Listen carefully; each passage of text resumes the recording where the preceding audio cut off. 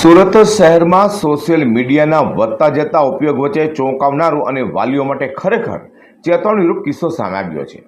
Instagram પર થયેલી મિત્રતાના આધારે માત્ર 12 વર્ષની બાળકીને ફોસલાવી સુરતથી અજમેર લઈ જઈ તેના પર દુષ્કર્મ આચર્યું અને ગંભીર ઘટના બનતા પોલીસે આરોપી સામે પોક્સો અપહરણ સહિતની કલમો હેઠળ ગુનો નોંધી નરાધમને ઝડપી પાડ્યો હતો।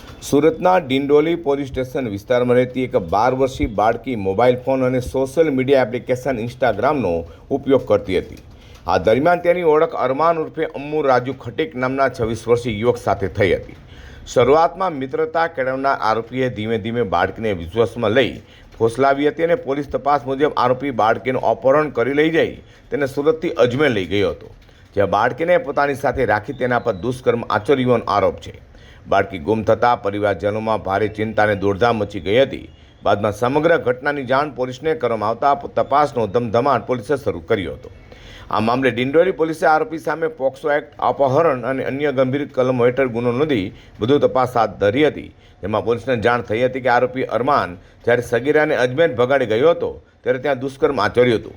આ મામલે ડિંડોલી પોલીસ સ્ટેશનમાં ફરિયાદ નોંધાતા પોલીસે અરમાન ઉર્ફે અમ્મુ સામે પોક્સો અને અપહરણની કલમ હેઠળ ગુનો નોંધી ધરપકડ કરી છે। સુરતમાં ઇન્સ્ટાગ્રામની એક દિવસમાં 2 ઘટના બનતા ચકચાર મચી ગઈ છે। ડિંડોલીની આ ઘટના વાલીઓ માટે પણ ચેતવણીરૂપ બની છે કે નાની ઉંમરના બાળકોને મોબાઈલ અને સોશિયલ મીડિયા ઉપયોગ અંગે યોગ્ય માર્ગદર્શન અને દેખરેખ રાખવી ખાસ જરૂરી છે।